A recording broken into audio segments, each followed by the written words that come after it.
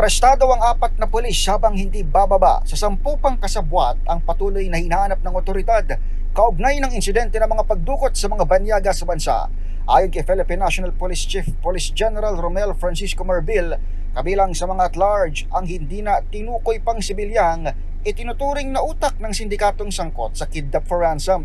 Ginawa ni Marbil ang pahayag matapos ipresenta ni Interior Secretary Benhar Abalos 4 na pulis na unang inaresto sa pagdukot ng 3 Chinese at 1 Malaysian national sa lungsod ng Pasay. Sa pulong balitaan sa Campo Crame, sinabi ni NCRPO Chief Major General Jose Melencio Nartates na hindi bababa sa 4 na nagdaang kaso ng kidnapping ang kanilang pinagtatagpi at hinihinalang may kaugnayan sa pinakahuling insidente.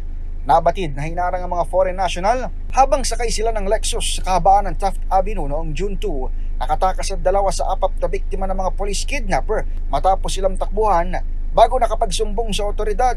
Ayon sa PNP, umabot sa 2.5 million pesos ang ransom na hiningi ng mga suspect para sa kalayaan ng 2 pang foreigner. Isa sa mga inaresto ay police major, habang mas mababa na ang rango ng iba pang nahuling galing sa Valenzuela, Makati at Pasay. Para sa MBC TV Network News, ito si Edniel Parrosa. Sama-sama tayo, Pilipino.